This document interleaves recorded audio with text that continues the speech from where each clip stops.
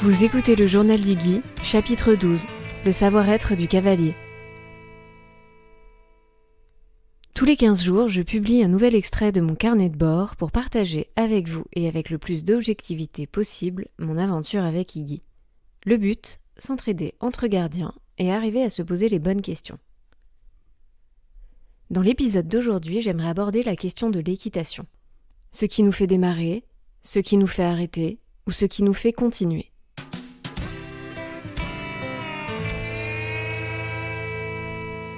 Avant de plonger tête baissée dans ce nouveau chapitre, j'aimerais commencer par un immense merci. Vos retours sur le dernier épisode qui parle du Pony Blues étaient juste tellement enrichissants et gratifiants. J'ai bien lu tous vos DM, écouté tous vos mémos, et waouh! Je ne me doutais pas que ce sujet allait autant faire mouche. On est tellement nombreux et nombreuses à être concernés en fait. Encore un grand merci à Solène, parce que sans son apport précieux, je pense que cet épisode n'aurait pas eu le même rebond. Pour celles qui l'auraient loupé, je vous conseille vivement de rattraper votre retard. Pour cela, vous pouvez prévoir une bonne heure. On s'est un peu lâché niveau temps avec Solène et je n'ai pas pu résumer nos 3 heures d'échange en 15 minutes. Pour revenir à notre sujet du jour, je ne me suis pas encore trop attardée sur mon rapport à l'équitation dans ce podcast. C'est pourquoi j'ai décidé de clore cette 2e saison par ce chapitre et la question du savoir-être quand on est cavalier. Sujet donc un peu touchy. Rassurez-vous, dans cet épisode, on retrouve notre format court habituel. Non pas parce que le sujet ne permet pas de disserter des heures, mais plutôt parce que c'est un work in progress de mon côté. Je vous demanderai donc un peu d'indulgence. Ces dernières années, bien décidée à avoir mon propre cheval, je me suis préparée mentalement. J'ai cherché à comprendre pourquoi je voulais mon cheval ou ma jument, rien qu'à moi. J'ai cherché à m'inspirer auprès d'autres pour pouvoir imaginer ce que serait ma future vie. J'ai cherché à savoir pourquoi je ne pouvais plus me satisfaire du centre équestre. J'ai cherché surtout à deviner qu'est-ce que j'allais faire de plus ou de moins. Bien sûr, tout ce que j'avais pu imaginer ne représente à peine 1/5 de ce que je vis réellement aujourd'hui. Que ce soit en termes de charge mentale, de joie, de temps passé ou de remise en question. Jusqu'ici, depuis le démarrage avec Iggy, je vois notre aventure comme une relation que nous tissons, que nous prenons le temps de construire. Pas de débourrage programmé pour le moment, pas de feuille de route toute tracée. Pourtant, j'avoue, j'ai bel et bien un but.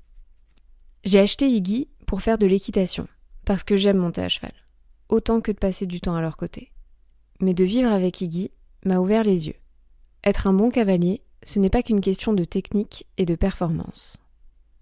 Je vais tenter de ne pas perdre le fil de ma réflexion, et ainsi découper cet épisode en 3 grandes parties. Passer de cavalier à homme de cheval, développer de nouvelles qualités et créer sa routine pour réussir. Commençons par le début. Pour celles et ceux qui ont pris le temps d'écouter le préambule, vous aurez peut-être retenu que j'ai mis mes fesses pour la première fois sur un poney à 2 ans, pour une balade en vacances. Je n'ai absolument pas eu peur. S'en est suivi une fascination pour l'animal qui m'a amenée à démarrer les cours d'équitation à 7 ans, en poney club. J'ai donc, comme beaucoup d'enfants, commencé par faire des heures de manège à tourner en rond. Puis, j'ai appris qu'il fallait se relever tout de suite et remonter à cheval après une chute. Puis, j'ai même répété à qui voulait l'entendre qu'il fallait accumuler les chutes pour être une bonne cavalière et que si tu ne t'étais jamais cassé la clavicule sur un cross, c'était louche. Je suis partie en colo poney, où j'ai vécu 10 jours dans un champ, à dormir sous la tente, avec d'autres enfants et nos montures dans le paddock d'à côté. On partait en balade à crue, et on se lavait dans la rivière avec les Shetland. À l'époque, on savait éviter les coups de fesses et courir vite pour coincer nos poneys, et ainsi pouvoir les attraper dans un coin du pré. J'ai aussi passé mes galops, testé la voltige, sauté en concours. Et puis je me suis perdue quelque part. Entre le galop 5, les garçons au lycée, et mes copines de club qui commençaient à avoir leur propre poney. Elles se sont mises alors à progresser bien plus vite que moi. Elles avaient des cours particuliers, elles sortaient en concours tous les week-ends, et puis elles partaient à la mode. Et moi, je me contentais de longer les poneys lorsqu'on voulait bien me donner l'autorisation. De tout ce que je vous raconte, ce qui me frappe avec du recul, c'est que j'avais beau passer des journées entières au poney club, je ne connaissais rien ou si peu pour autant des chevaux. J'ai en fait appris à savoir faire.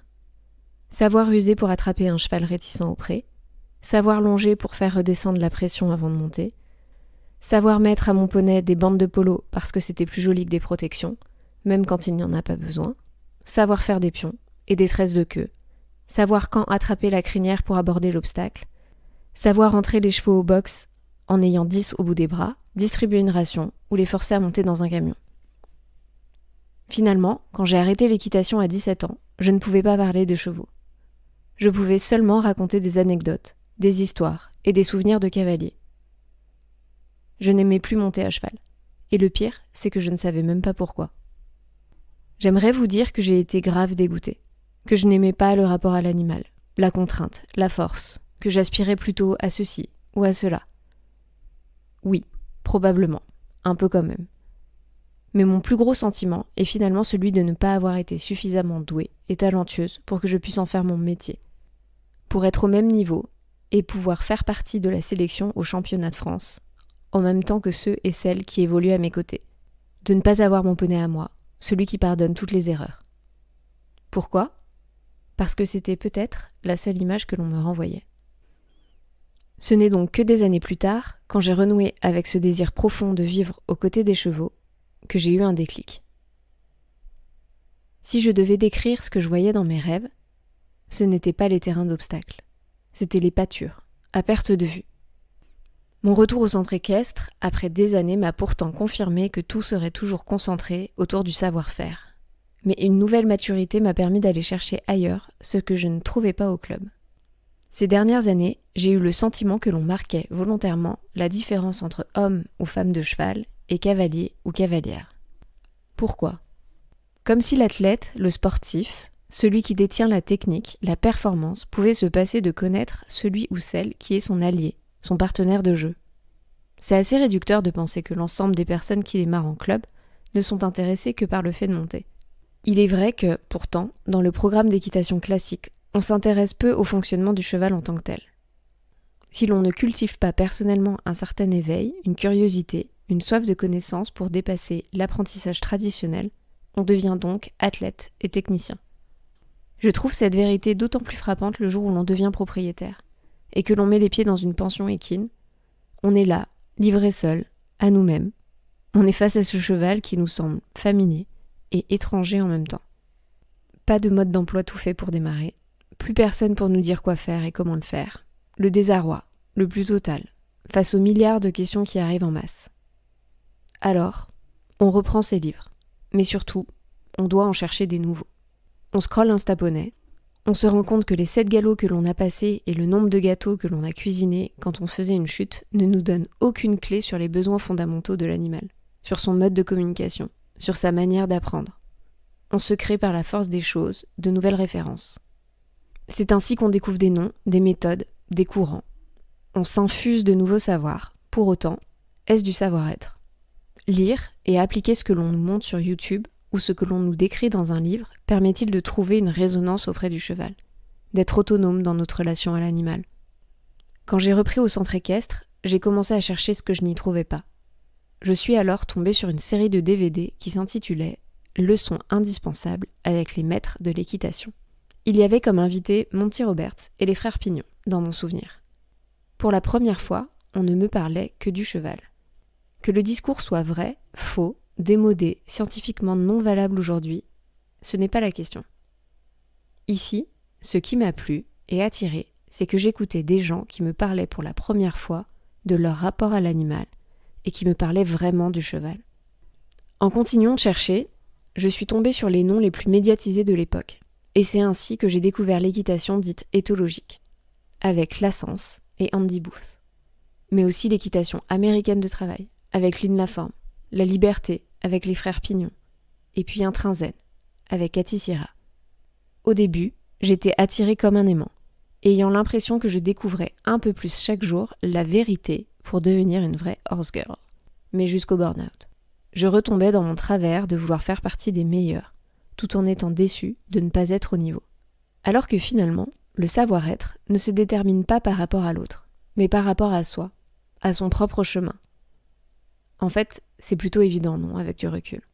J'ai donc compris qu'il fallait que je revienne au début. Pourquoi le cheval ? Qu'est-ce qu'il me plaît ? Qu'est-ce qui fait que ma relation à lui me donne envie d'être la meilleure version de moi-même? Ma recherche du savoir-être a donc démarré sans même que je m'en rende compte. Au départ, je voulais juste découvrir ces personnes inspirantes, au parcours si différent du Poney Club. J'ai donc lu et écouté des interviews de horsemen, de cavaliers, d'entraîneurs. Je voulais me rapprocher de leur quotidien, ceux et celles qui ont la chance d'avoir et de vivre à côté de leurs chevaux. Je me suis beaucoup interrogée sur les valeurs et les qualités qui leur permettaient d'être à leur niveau, d'être devenus des références. Qu'est-ce qui les rendait différents des autres? Un jour, j'ai finalement pris une feuille blanche et j'ai écrit celles qui me venaient naturellement à l'esprit. Je vous partage donc mon brouillon sur les qualités du cavalier. La première qui me vient de manière instinctive, c'est la précision.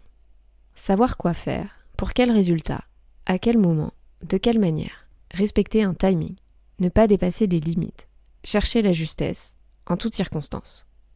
La seconde serait la curiosité, le besoin permanent d'apprendre, de découvrir, de rencontrer, pour évoluer, s'interroger, et surtout continuer de s'émerveiller. La troisième serait l'optimisme. Aborder le quotidien avec la certitude que tout est possible, lever ses freins, rejeter ses biais, visualiser là où l'on souhaite atterrir. Et la dernière serait la discipline. Alors, celle-ci peut sembler bizarre et répétitive de la première, pourtant j'y vois une nuance de taille. La discipline de tout bon cavalier, c'est de se connaître, de travailler sur soi, sur ses émotions. C'est cette implication constante pour donner le meilleur de nous et ne pas simplement attendre de l'autre. Et vous alors, quelles sont les vôtres? Est-ce que vous vous êtes déjà posé la question des qualités à rechercher en tant que cavalier? Celles qui sont moteurs dans votre quotidien? Celles qui vous guident dans vos choix? Celles qui vous permettent de respecter votre binôme et son bien-être? Celles qui font de vous un ou une partenaire de qualité? Une fois après avoir posé ça sur le papier, je me suis vite confrontée à un petit problème de taille. La peur. La peur de ne pas arriver à embrasser ses qualités. La peur de ne pas être au niveau. Et de tout simplement faire fausse route. Échouer pour avancer. C'est le petit point que j'avais oublié au passage. L'erreur fait partie de l'apprentissage. Et apprendre à être ne fait pas office d'exception. J'ai décidé que pour avancer, je devais donc rencontrer et faire aux côtés d'eux. Je me suis donc rendue à des stages d'observation, puis à des stages pratiques chez différentes personnalités du monde équestre. Je me suis immergée dans un environnement qui dépasse l'aura d'une vidéo YouTube ou d'un post Instagram. Et c'est comme ça que j'ai fait cette année une rencontre qui m'a débloquée pour commencer à me donner quelques clés. L'hiver dernier, je suis partie en stage chez Gina Pitti, qui enseigne l'équitation de tradition française. Elle proposait 2 jours de stage sur sa posture et le travail à pied. J'avais envie de commencer à comprendre et à m'interroger sur la locomotion. À cette période-là, j'étais en parallèle dans une petite traversée du désert. J'étais clairement en burn-out d'Instaponey. J'avais l'impression que tout le monde avançait bien mieux et bien plus vite que moi. Mais surtout, j'étais prise par cette terrible appréhension de mal faire. Laissez-moi vous expliquer. Je voyais ma jument comme une magnifique page blanche, vierge de toute rature. Et j'étais terrorisée à l'idée de transformer cette page blanche en un gros brouillon, illisible. Alors, désolée pour la métaphore un peu spéciale, mais c'est vraiment le sentiment que j'avais. Je n'arrivais pas, dans ma tête, à accepter que je ferais des erreurs, et qu'elles étaient inévitables. En fait, je me mettais une pression de dingue à devoir déjà être parfaite en toutes circonstances. J'oubliais tout simplement que tout est travail, à commencer par le travail sur soi. Et c'est Gina qui m'a remis les pendules à l'heure. En prenant le temps d'écouter mes appréhensions et mes peurs, elle m'a aussi rappelé que ce qui comptait le plus, c'était mon intention. Faire des erreurs, me tromper, recommencer, toute ma vie serait dans cette dynamique. Mais l'intention que l'on y met, l'honnêteté avec laquelle on souhaite bâtir notre relation, c'est cette ligne conductrice qui fait la différence. Je ferai des erreurs, ma jument en fera, mais figer ne sert à rien. C'est d'instaurer le mouvement en avant qui permet d'avancer. C'est ainsi que j'en ai déduit que le plus important était de définir son propre cadre. Finalement, ce que j'ai retenu de mes différentes rencontres, ce ne sont ni les méthodes ni les exercices, mais bel et bien la discipline que tous et toutes s'appliquaient dans leur quotidien. Créer des routines, concevoir un cadre parfait, pour pouvoir aller chercher le calme, la concentration, le juste questionnement. J'ai d'ailleurs constaté chez eux que le temps passé pour travailler sur soi était aussi valorisé, sinon plus important, que le temps à s'occuper de leur propre cheval. Chacun, chacune, ne partait jamais au pré ou à l'écurie sans s'être préparé physiquement et mentalement. Que ce soit pour partager un simple moment au pré, ou pour y aller avec l'intention de travailler. J'ai observé chez chacun d'eux les mêmes règles et les mêmes routines. La première, c'est d'être dans l'instant présent, par la respiration et la méditation. Créer une bulle pour être 100% à l'écoute de ce qui se passe à l'instant T avec le cheval, avant même de se présenter au pré, avant même chaque interaction, avant même la première interaction. La deuxième, c'est de soigner son corps, par le yoga ou toute autre pratique sportive qui vise à réveiller ses membres, travailler ses postures, avoir conscience de son placement, même à pied. Le troisième, prendre du recul, en travaillant avec un regard extérieur très régulièrement. Tous ces professionnels, quel que soit leur nom, quel que soit leur niveau, sont toujours accompagnés du regard bienveillant d'un coach ou d'un confrère. Clairement, j'ai encore un immense boulot pour acquérir ce savoir-être-là. Instaurer des routines, c'est le plus dur pour moi. Le plus simple a été de réaliser que dans mon cursus d'apprentissage, j'aurais besoin d'être accompagnée et encadrée pour pouvoir me concentrer sur les deux autres. Même si cette première année aux côtés d'Iggy ne semble peut-être pas productive d'un point de vue extérieur, elle a été pourtant une année bouleversante et très enrichissante pour moi.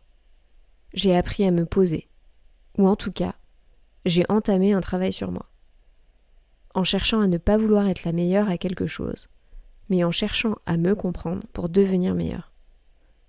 J'ai pris le temps de m'écouter, d'évoluer, d'installer des qualités et des débuts de routine, de m'autoriser à ressentir, de me recentrer quand je m'égare.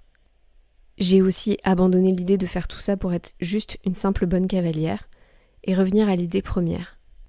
Qu'est-ce qui fait qu'Iggy me pousse à être une meilleure version de moi? Et pour vous, c'est quoi le savoir-être du cavalier? Vos réponses m'intéressent grandement. C'est déjà la fin de ce chapitre. J'espère que cet épisode vous a plu. C'est aussi la fin de la 2e saison, sur la découverte de son couple cheval-cavalier. Pour la 3e saison, je n'ai pas encore de thématique précise. Je pense d'ailleurs changer un peu les règles pour vous proposer une série de 6 épisodes un peu plus collaborative. Je vous donnerai plus de détails une fois que l'idée aura un peu plus mûri. Pour autant, pas de coupure cet été. Le prochain chapitre sera un hors-série. Je vous propose un format un peu différent, avec au programme une liste de lectures pour votre été. Comme toujours, c'est à vous de jouer maintenant, si vous souhaitez participer à notre envolée et permettre à d'autres amoureux des chevaux d'échanger et de discuter avec vous et avec nous. N'hésitez donc pas à partager le podcast et cet épisode sur vos propres réseaux sociaux et à laisser quelques étoiles. On se retrouve ici dans 15 jours pour un nouvel épisode et en attendant, vous pouvez aussi nous rejoindre Iggy et moi sur Instagram. Nous y sommes sur le pseudo Iggy Journal. Merci de votre écoute, à bientôt.